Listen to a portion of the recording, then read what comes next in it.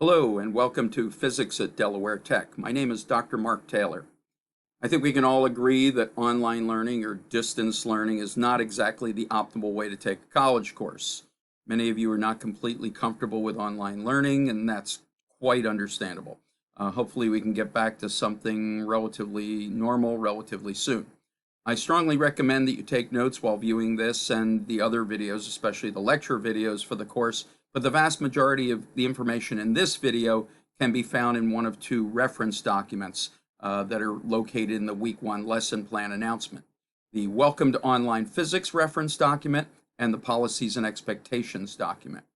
The Welcome document tells you where everything's located, along with contact information for a wide variety of support services offered at Delaware Tech. And the Policies document tells you the rules and regulations, most of which are set by the campus or by the Del Tech Science Department. Print these out in case you forget them or miss something during the orientation videos. While you can just read parts of the Welcome document as you need them, it's strongly recommend you read the entire Policies and Expectations document to understand the Del Tech policies and the Science Department policies for this class. As you know, this is an introductory course, and like any introductory course, much of the material is going to be new to you. I know that some of you have had high school physics, but for many of you, you didn't have any, or it was years ago, so we're going to assume this is your first exposure to physics material. The course is, however, a college course, so it's a bit faster paced than you might have been used to in high school. If you're taking this class in the summer, it's an accelerated 10-week session instead of the usual 15-week session during the spring or fall, so the pace is even faster still. In any case, it's important for you to do your absolute best to keep to the course schedule in terms of watching the lecture videos, as well as submitting the labs, problem sets, exams, etc. on time. Now, obviously, online learning is not the best situation for most students or for instructors for that matter. For most of us, face-to-face learning certainly is the preferred way to go. I'm also aware that all of you have your own life responsibilities, and the pandemic certainly doesn't help with that situation. Now, despite the many issues with online learning, I hope this format presents you with at least one advantage over taking in-person on-campus courses. And I'm referring to the fact that this online course uses asynchronous learning, which might be beneficial to you. If you haven't heard the term asynchronous refers to the fact that the video lectures are not in sync with real time. In other words, you can watch them anytime you want, 24/7.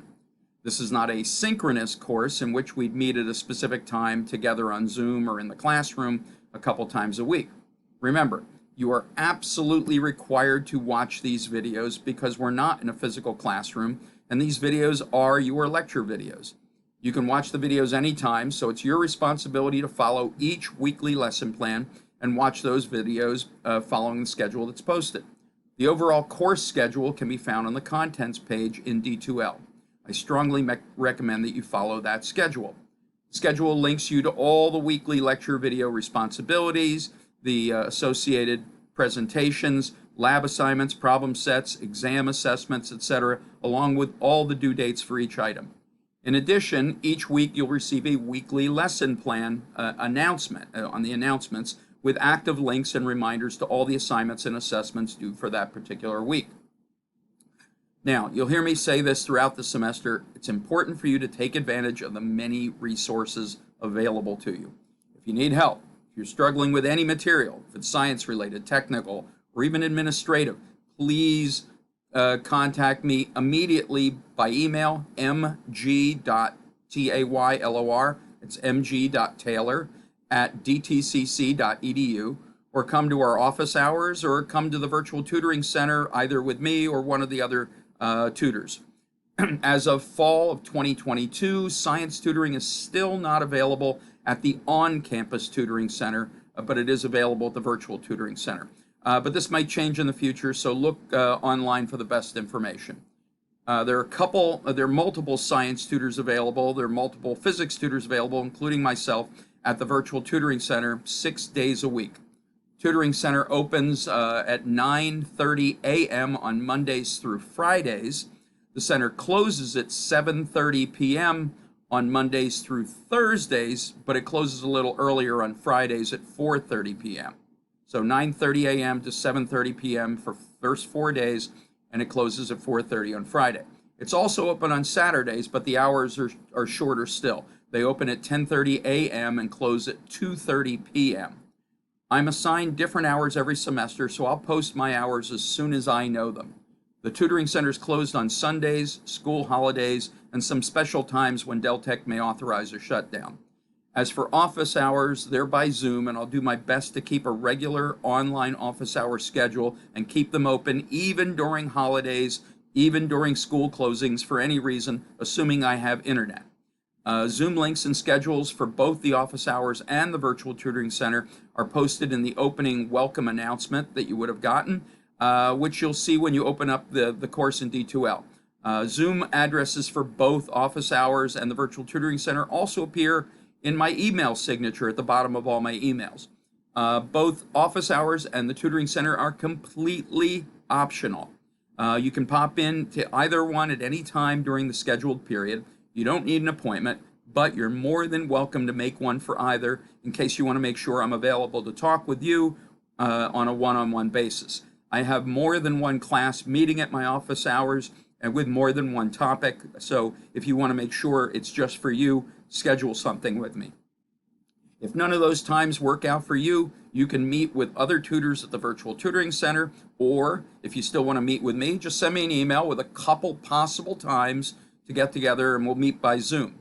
Assume we use my office hours Zoom link if I'm not actually scheduled at the virtual tutoring center at that time. If I'm at the virtual tutoring center, obviously come to that Zoom link. Remember, this is your chance to ask questions, make comments, or just scream your frustrations. It's your time. Please take advantage of it. All right. So in other videos or other messages in the past, I've given messages about something called the never attended policy. And the never attended policy just changed recently, like a couple weeks ago. So I'm going to describe the new policy for the Dover Terry Campus Science Department.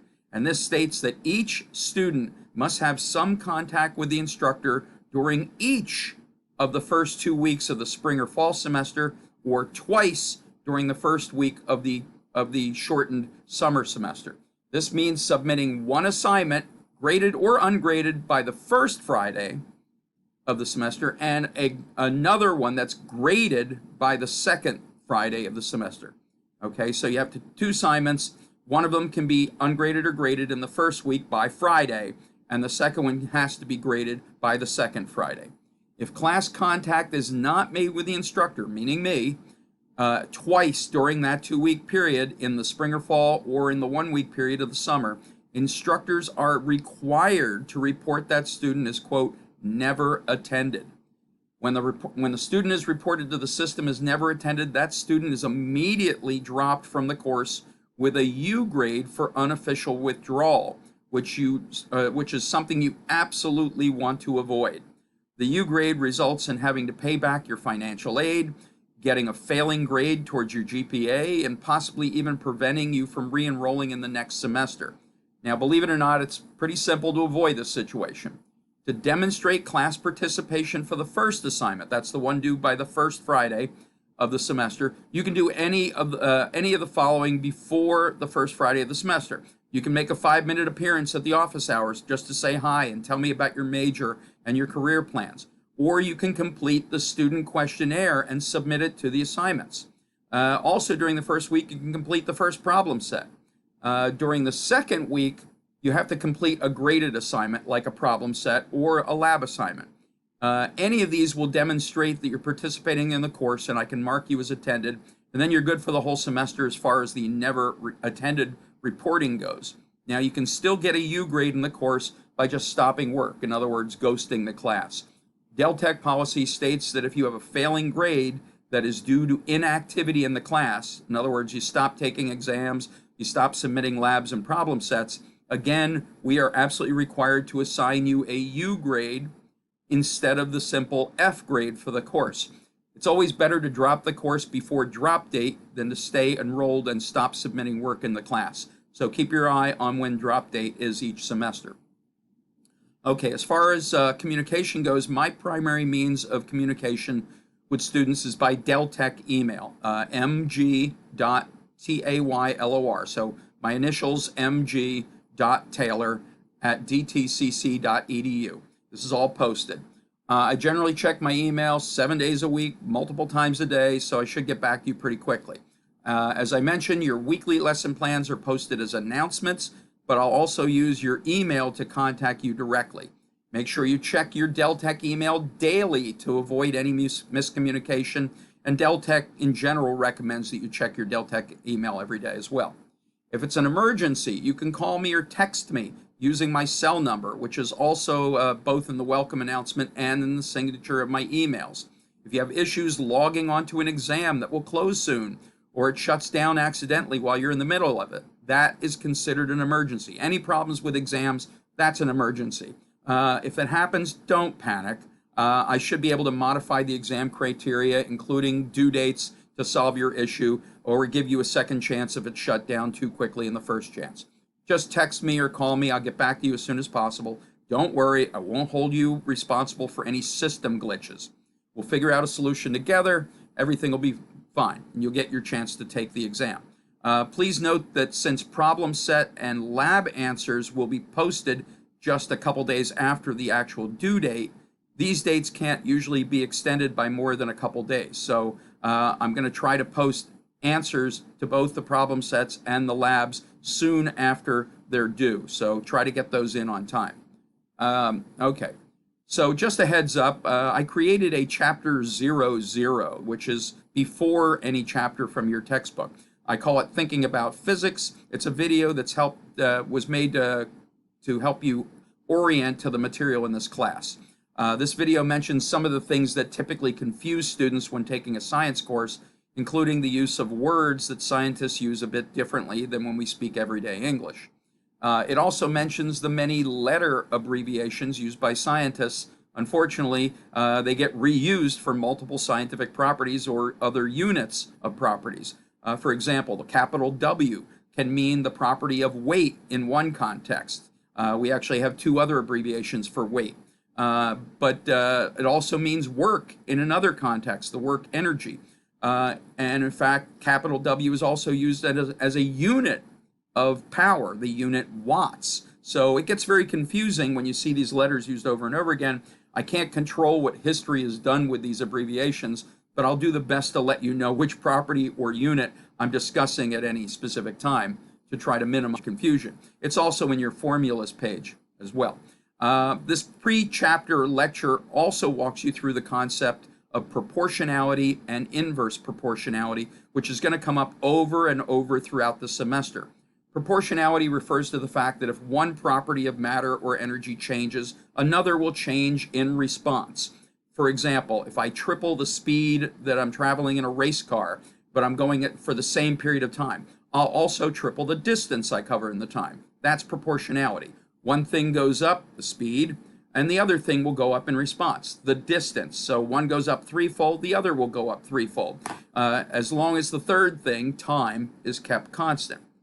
Likewise, if I triple my speed for the same distance, I keep the distance constant. I triple my speed, but I keep my distance constant. I'll cut my time in thirds. So that's inverse proportionality. One thing's going up threefold, the speed. The other thing is going down threefold, the time. But as long as I keep the third thing constant, the distance. And we'll go over those examples more in that video. I'll try to show you just how to look at an equation and immediately see in the equation what things are proportional to what and what things are inversely proportional to what. It's not particularly exciting, but it's absolutely important for your success with many calculations throughout the semester. All right, one final note before we close. You'll notice in the videos and during the Zoom tutorial sessions, I frequently talk loudly. I notice I'm doing it now. I'll bring my voice down. That is because I have moderate to severe hearing loss in the high frequency ranges. Unfortunately, that's what happens when you play drums for several decades. I tend to end up talking loudly. I'll probably do it again in about a minute. My loud talking is partly due to my great passion for science, but unfortunately it's also due to my hearing loss, and it turns out my hearing aids don't work very well for this type of hearing loss. So I apologize in advance. I assure you, I'm not yelling at you. I just tend to drift into louder speech because of my damaged hearing. Please let me know if my voice gets loud and it irritates you. Just feel free to say, Dr. Taylor, you're getting loud. And I'll say, oh, okay, thanks for reminding me. I'll try to quiet it down. And I'll probably get louder again. You can remind me again. Believe me, I won't take it personally. You'll actually be doing me a favor. I just don't want to give you the impression it's anything besides my partial hearing loss. All right, so to wrap up, please remember to follow each of your weekly lesson plan announcements or the overall course schedule for this class, both of which have links to everything you need to watch, read, download, complete, and submit for this class. And with that, I wish you the best of luck, and as always, please feel free to ask questions when you need assistance. Thank you very much.